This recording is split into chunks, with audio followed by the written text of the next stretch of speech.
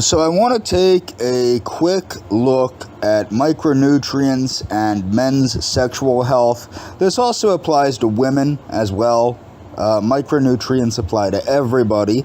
Okay, women and men obviously have similar diets in a natural sense because we're the same species. But so we have similar diets, similar micronutrient profiles, similar requirements for micronutrients, okay? So I recommend people learn about Linus Pauling's suggestions, and I recommend people learn about, Dr. Bruce Ames's suggestions. Follow people like Dr. Rhonda Patrick. Read certain books like Dr. Atkins' Vitanutrient Solution, etc. So in the phase of life between ages 20 and 50, reproductive health is generally the main concern because it corresponds directly to the possibility of fatherhood. Okay, reproductive health, I'm just not going to get into all this, I already did this, but so there are indications that raised levels of oxidized LDL cholesterol, triglycerides, and homocysteine in the blood may increase the risk of endothelial dysfunction. Consequently, if micronutrients with antioxidant effects are able to maintain a normal vascular tone by reducing vascular oxidative stress, this could be generally important for preventing vascular disease and more specifically for preventing erectile function disorders. Several studies have described the benefits of antioxidant vitamins, vitamin C and E, on improving general endothelial function in both healthy subjects and in high-risk groups. Trials have also indicated that these vitamins could prevent endothelial dysfunction caused by raised levels of homocysteine in the blood. One recent study furnished evidence that vascular endothelial function could be dependent on vitamin D status. Low levels of vitamin D were associated with vascular endothelial inflammation. Furthermore, it has been demonstrated that food supplements with vitamin D can improve vascular endothelial function. Additionally, blood flow is regulated by nitric oxide, which causes blood vessels in the body to expand and thus lowers blood pressure. Nitric oxide also relaxes the blood vessels in the penis, allowing the corpus cavernosum to fill with blood in response to sexual arousal. Studies have shown that omega-3 fatty acids can stimulate endothelial release of nitric oxide. Moreover, antioxidants can increase nitric oxide production and delay nitric oxide breakdown. There are also indications that folic acid, vitamin C, vitamin E, and calcium can support the biochemical processes leading to nitric oxide release. Certain food supplements could therefore favorably influence erectile function. Another important feature of reproductive health is male fertility. Healthy and mobile sperm is essential for this. Sperm contain a large number of mitochondria that provide energy, but that can also cause oxidative stress in these cells. It is imperative that sperm cells be protected against oxidative damage. It is postulated that 30 to 80% of male subfertility cases are due to damaging effects of lifestyle-related oxidative stress. Supporting the body's own antioxidant protection through food supplements containing the relevant micronutrients can improve sperm quality in affected men. Vitamin E and coenzyme Q10 have been identified as particularly effective antioxidants in the protection of sperm. The former can even protect against the DNA damage that occurs when frozen sperm is thawed. Food supplementation with coenzyme Q10 and lycopene was also associated with improved sperm quality. Furthermore, there are indications that increasing the intake of selenium, an antioxidant trace element that appears to protect the proteins in the sperm cell membrane against oxidative damage, could increase the quantity and quality of sperm. A sufficient supply of zinc and folate which is involved in spermatogenesis, also appears to be important. Thus, researchers found a link between increased DNA damage and a low concentration of folate in semen. Moreover, a variation polymorphism is the Okay, so vitamin A plays a key role in spermatogenesis. One study showed that aging men, men with an increasing body mass index, and smokers have lower vitamin A and vitamin E concentrations. That's because it goes into the fat. So the more fat you have, the more of your vitamin A and vitamin E is stuck in your fat. So vitamin D2 obviously influences male semen cells. The results of one study showed that higher D levels were associated with better sperm motility and an increase in intercellular calcium concentration.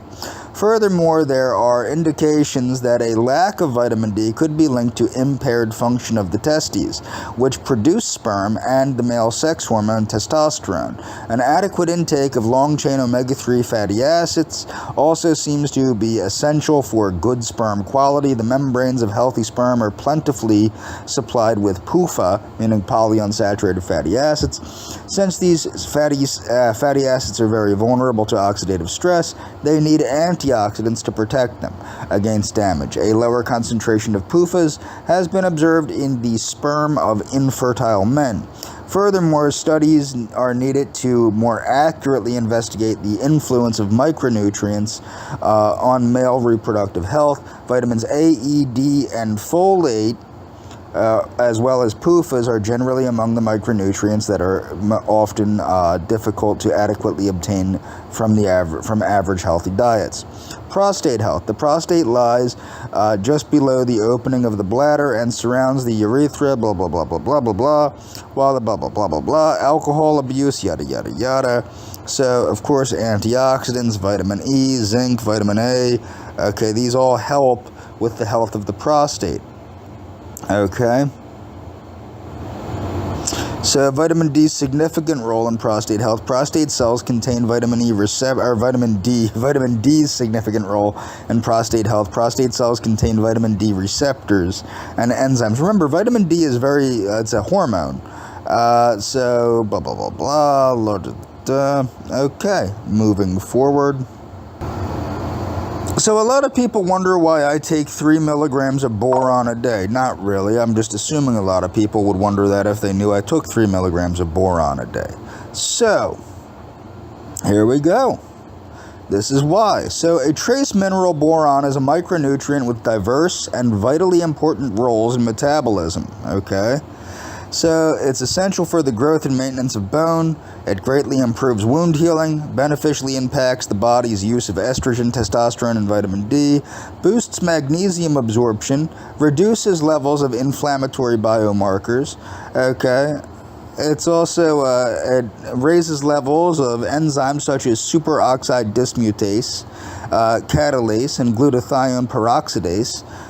Protects against pesticide-induced oxidative stress and heavy metal toxicity, improves the brain's electrical activity, cognitive performance, and short-term memory for elders, influences the formation and activity of key biomolecules such as S-adenosylmethane or methionine, SAMe, and nicotinamide adenine dinucleotide, or NAD+.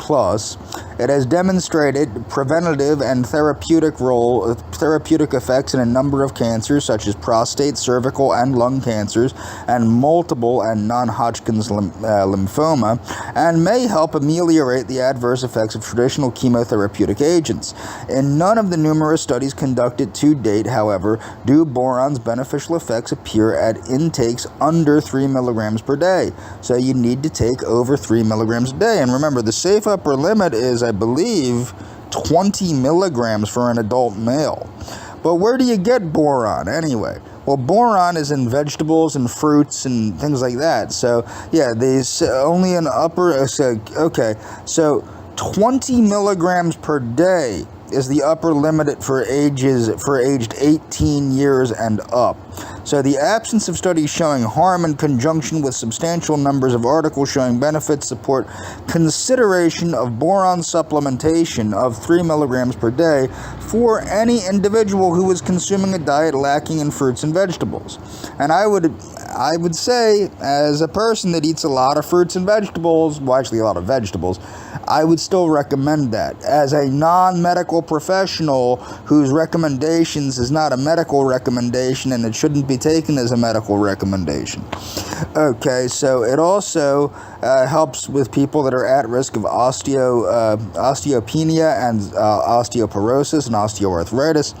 The trace mineral is a micronutrient with diverse and vitally important roles in metabolism that render it necessary for plant, animal, and human health, and possibly, and as recent research suggests, for the evolution of life on Earth. The current review focuses primarily on boron's salient effects on human health, including its impact on bone development and regeneration, wound healing, the production and metabolism of sex steroids, and vitamin D. Bone growth and maintenance. Scientists have known for many years that boron is essential for healthy bones. The U.S. Department of Agriculture in 1985 conducted an experiment, yada yada yada.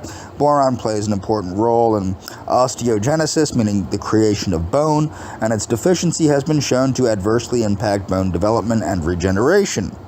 Animal studies found that healing, blah blah blah blah blah. Okay, wound healing. Boron has shown to significantly improve wound healing of 3% boric acid solution applied to deep wounds. Expression of extracellular matrix proteins. Okay.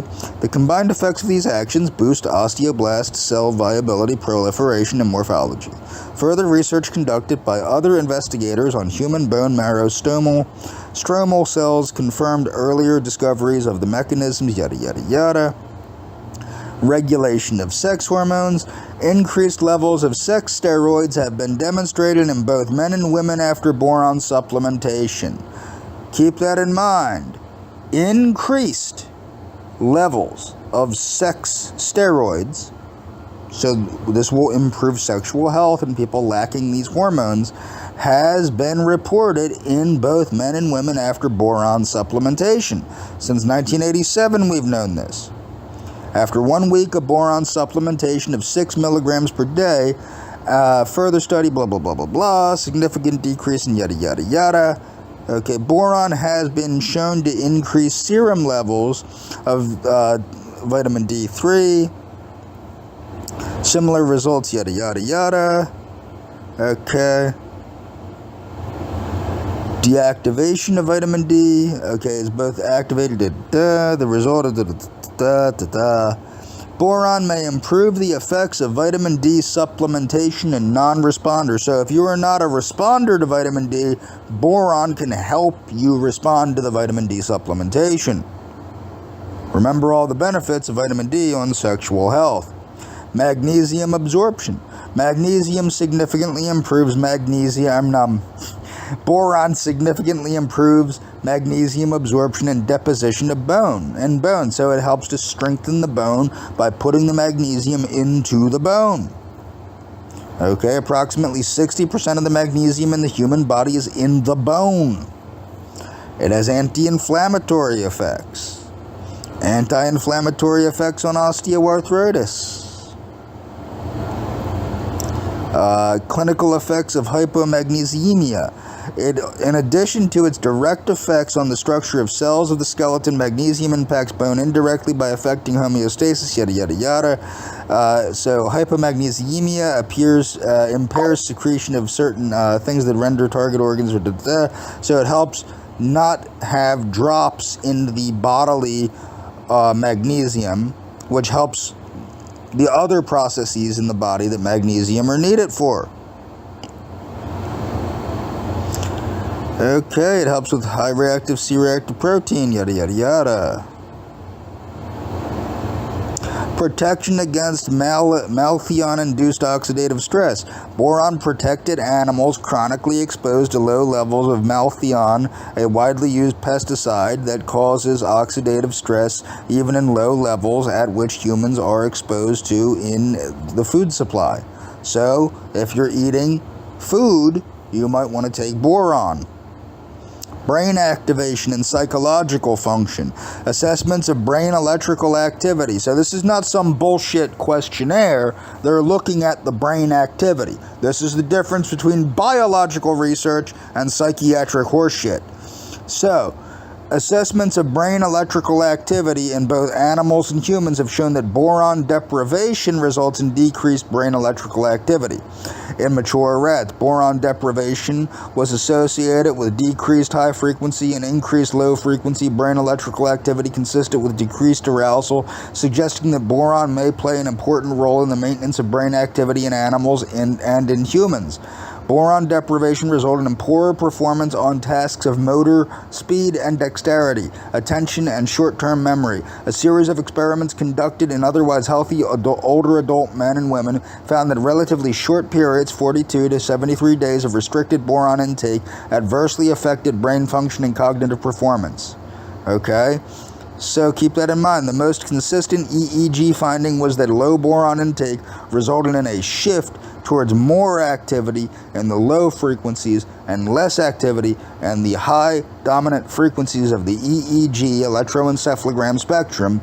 The same effect typically observed in response to nonspecific malnutrition and heavy metal poisoning. Heavy metal toxicity. The effectiveness of some boron compounds, boric acid, borax, colomanite, on the genotoxicity induced by heavy metals, arsenic, blah, blah, blah, blah, blah, blah, blah, arsenic, mercury, cadmium, etc., was assessed.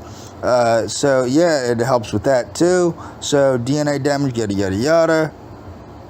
Production of key biomolecules. Not only is boron an inhibitor of these things, but also boron-containing biomolecules include SAMe, NAD+, okay? Everybody talks about NAD. Remember, boron helps you create NAD. It's a component in NAD, and NAD is needed for ATP, the energy currency of every cell in your body. Boron also forms boroester complexes with glycoproteins and glycolipids. Glycolipids are biomolecules that act as calcium chelators and redox modifiers and affect cell membrane integrity and function. Okay, glycoproteins are important integral membrane proteins where they play a role in cell-to-cell interaction, so it helps with the communication of the cells and the transfer of stuff through the cells, okay? Possible histone deacetylase inhibitor. Research into chemistry of boron-containing compounds has increased. They have been shown to be potent anti-osteoporotic, anti-inflammatory, and anti-neoplastic agents, both in vitro and in vivo. One potential explanation for the diversity and beneficial effects is that some boronated compounds are histone deacetylase inhibitors. So histone deacetylase inhibitors are potential therapeutic agents for cancer and neurological diseases because of their abilities to alter gene expression, induce growth, arrest or apoptosis of tumor cells. So it helps to kill tumor cells, cause the tumor cells to die. Anti-cancer effects. An increasing number of papers have indicated that boron possesses anti-carcinogenic properties. Boron-rich diets and regions where the soil and water are rich in boron correlate with lower risks of several types of cancer, including prostate, breast, cervical, and lung cancers. Boron-enriched diets have been found to result in significant decreases in risk for prostate and cervical cancer. Prostate cancer. Dietary boron is inversely associated or inversely correlated with prostate cancer. Boric acid inhibits human prostate cancer cell proliferation. Okay, the IGF-1 signaling pathway, blah, blah, blah, blah, blah, cervical cancer is, I say, although the reasons for this difference, yada, yada, yada. Okay, you can check this out on your own. So, but it also inhibition of tumor-induced angiogenesis, boric acid, and a series of boron-containing phenol, whatever, have also been shown to greatly inhibit whatever, or blah blah blah blah blah. Induction of cancer cell apoptosis. Sugar borate esters act as boron vehicles, increasing the concentration of borate inside cancer cells relative to normal cells. Increased intracellular concentration of borate not only activates borate transporters, yada yada yada. Treatment of multiple myeloma, da da da. So it works in all these various forms of cancer. And we're going to move on here. Life on Earth. This is pretty interesting. Due to its importance in the so-called sugars, the so-called sugars world, boron may have played an essential role in the prebiotic origins of genetic material. Prebiotic origins of genetic material. Borates, boron compounds such as boric acid, influence the formation of ribofuranose and formaldehyde, which feeds the prebiotic metabolic cycles. Borates by forming complexes with organic cystidiols, not transdiols, cystidiols. Okay, yeah, I just wanted to point that out. Are thought to have provided the thermal and chemical stability necessary for the development of all life on Earth. The development of RNA, of the RNA world, in which RNA acted as a catalyst, as well as an informational macromolecule, assumes large prebiotic pre-RNA. Now remember, life probably started as now, viruses are not considered alive, but they're an RNA-based life form-ish thing. They're a biological robot, so to say. An RNA messenger thingy-majiggy. Nonetheless, during evolution, ribose was selected, yada yada yada. Ribose is an amino sugar. Ribose's choice is explained by using molecular models. Borate selectively increases the stability of ribose over all aldopentoses. Without boron stabilizing influence, ribose is the least stable of all, blah blah blah blah blah. Typical intake of boron is not very high. So your typical intake is about, this is what it's showing is in the different vegetables and whatnot. So if you're not eating a considerable amount of these things, you're not getting enough of it. And even if you are, you probably should supplement with it anyway, being that the safe upper limit is 20 milligrams. A diverse plant-rich diet is estimated to provide approximately 1.5 to 3 milligrams a day of boron. Foods of plant origin, especially fruits, leafy vegetables, nuts, and legumes, are rich in boron, as are plant-derived fermented beverages like wine, cider, and beer. Meat, fish, and dairy products, however, are poor sources of boron. Peanuts, peanut butter, and other nuts, raisins, wine, and avocado are also top contributors to boron in the diet. Okay, moving forward.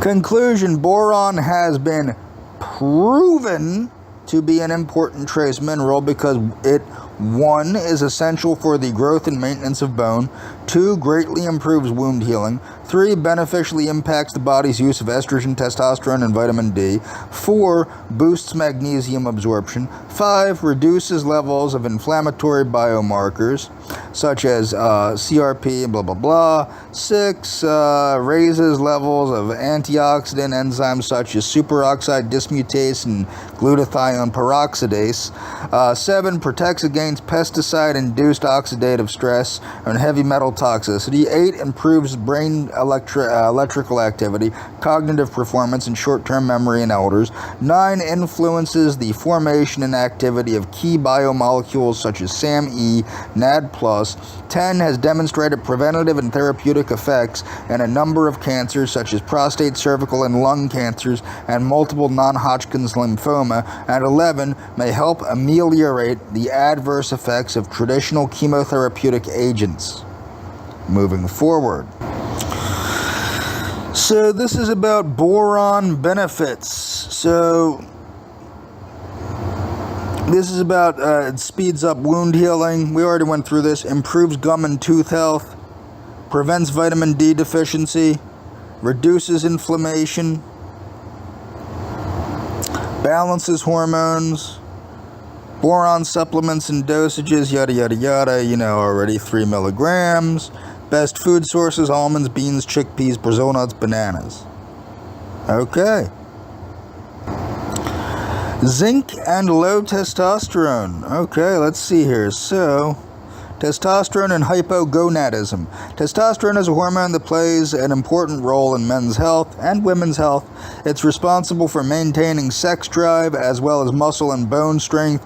Testosterone levels peak during early adulthood, yada yada yada yada yada.